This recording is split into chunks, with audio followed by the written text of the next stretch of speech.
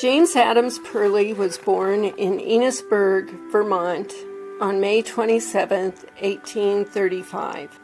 As a young man, James Adams made the decision to move west and pursue his dreams in the gold-rich mountains of Colorado. The story was always told that he walked to Colorado from Vermont. He most likely spent a good deal of time walking, but we also know that he joined wagon trains and headed west and walked and rode along with them to his destinations. For a short time, he stopped in Des Moines, Iowa, and worked as a farm laborer. From there, he moved on to Emporia, Kansas, and worked with his cousin, Moses, to build a hardware business. In the early days of the western frontier, it was not unusual for travelers to run into the indigenous Indian populations along the way. A story that was passed down through the years was that James and Moses had to pass through the lands belonging to the Comanche and Kiowa Indians. The Perley men claimed to have been led safely through the Indian nations by the notorious outlaws Jesse and Frank James. Early in 1858, James Adams Perley made his way to Black Hawk, Colorado. Here, he invested in the Blackjack gold mine on Silver Gulch, and through the years, grub-staked other miners in the region. James met and married Charlotte Verdun in Black Hawk on April 10th, 1864. Together they raised 6 children: Warren Eugene, born 1866, Emma Josephine, born 1869, Eliza Gertrude, born 1871, Martha Ann, born 1873, Lydia Adelaide, born 1875, and James Henry, born 1879. My name is Karen Alonzi van Grundy, and I am the great-granddaughter of Emma Josephine Perley Beall and the great-great-granddaughter of James Adams Perley. Although it was the gold that lured James Adams to the west, it was the beautiful property he purchased later in his life that became the Perley family legacy. To my family, the Bradford Perley property was always lovingly referred to as the ranch. James Adams purchased the ranch property in 1895 and relocated his family from Black Hawk to Morrison. His eldest son, Warren Eugene, stayed behind in Black Hawk to oversee the mining interests. The 4 daughters and his youngest son, James Henry, made their new home in Morrison. It always amused me a bit that James Adams returned to dairy farming in his later years, since that was the occupation he tried so hard to leave behind in Vermont. Nevertheless, there he was raising cows and hauling milk once again. Emma's oldest son, Charles Beauchamp Beall, was my grandfather. I loved hearing the stories my grandfather told about the ranch. First, I must digress and tell you how it came that he got to spend so much time on the ranch. There was a scarlet fever epidemic that swept through Gilpin County in about 1906. My grandfather's younger brother contracted the disease, and it left him with rheumatic heart disease.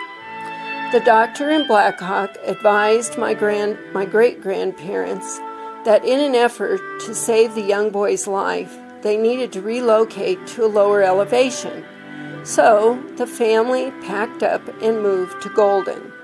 At last, my 8-year-old grandfather was within walking distance of Morrison. He would ride his horse and walk some of the distance to Morrison, where he would meet his grandfather, James Adams, making a milk delivery. The two would then make their way back to the ranch, and Papa, my grandfather, would spend the summer months working and staying out of trouble. When it was time for school to begin, Charles would return to Golden. Growing up, I knew where Golden was located, and I knew where Morrison was located. It always seemed to me that this was an awful long distance for a young boy to travel by himself. Papa always said, soon as he reached the Sody Lakes, he knew he was pert near there, and that Granddad would be waiting. Apparently, he always was. For years, I only got to see pictures of the ranch. I used to look at that majestic structure and could just imagine the opulence of such a place. Oh, the velvet curtains and plush carpets of Gone with the Wind filled my imagination. But no, Papa would set me to thinking straight. This was a hard-working ranch, nothing fancy. No running water, no electricity, no gas stove. Just a lot of hard work. But he loved it and taught me to love it as well. In one of the pictures over which I would linger, there is what appears to be a lovely pastoral scene of young women drifting in a small rowboat on a shallow lake that was located in front of the house. I asked Papa about the lake picture, and he laughed. He said he couldn't imagine why anyone was out there in that stinking pond in a boat. It was actually a settling pond that caught rainwater and some drainage from the surrounding creeks. It definitely was not a lovely, sweet, freshwater lake. But even such matter-of-fact explanations about what the ranch really was never changed my mind about what I could imagine it being. What a privilege it is for my generation to be able to visit the site today and once again imagine the grandeur of an earlier time.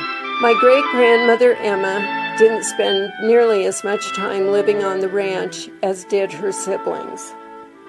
By the time James Adams and his family moved to Ken Caryl Ranch, Emma was engaged to William Beauchamp Beall, whom she had met in Black Hawk. They would marry in July of 1897. Emma graduated from Central City High School in June 1888. As a young woman, she pursued teaching. When the mining camps were being developed, there had been a real need for Chinese railroad labor. Once the rails were in, there was little need for the Chinese at all. There was a small Chinese settlement near the V where Highway 119 now splits off to Black Hawk or Idaho Springs. Emma had heard the Chinese were looking for a teacher. She applied for and got the job. She assumed that she would be teaching English and arithmetic to Chinese children. When she arrived, however, her class was made up of grown men and a few women. Undaunted, she taught English and arithmetic for 1 full year. Emma's teaching enabled these immigrants to pursue a better life in the Denver area. Emma died November 14, 1954, and is buried alongside her parents, husband, sons, and daughter-in-law in Golden Cemetery.